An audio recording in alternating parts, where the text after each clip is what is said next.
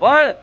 તમારી જોડે જે તે નોકરી ધંધો હોય ને એ તમારી માતાને આગળ કરીને જાઓ અને નોકરી ધંધો કરો, કહેવાય કે માં આ ધંધો માં હું કરું છું, નોકરી હું કરું છું, પણ માં તું મને નિમિત્ત બનાવી આ મારો રોજગાર તું ચલાવજે. માં જે બી કદાચ પગાર લાવીશ, જે બી માં રોજગાર વેપાર થશે, જે બી માં વકરો થશે ને એમાંથી માં વધાર નહીં પણ 100 રૂપિયા તે તારા નામના કાઢીશ દર મહિને. તમારી યથાશક્તિ પ્રમાણે, તમારા પગાર પ્રમાણે 100 રૂપિયા માં કાઢીશ તારા નામના.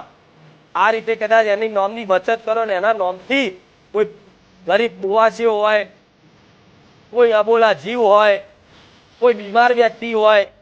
કોઈ વૃદ્ધ કદાચ પીડાતું હોય, એને દવાની જરૂર હોય, એને કદાચ દવામાં 500 રૂપિયા કદાચ કોઈ એવા ગરીબ પાછળ વાપરી નાખો ને તમારી માં પ્રસન્ન થઈ જાય. જે હજારો કદાચ વર્ષો સુધી તપસ્યા કરો ને એનું ફળ એક જ દાડામાં મળી શકે છે,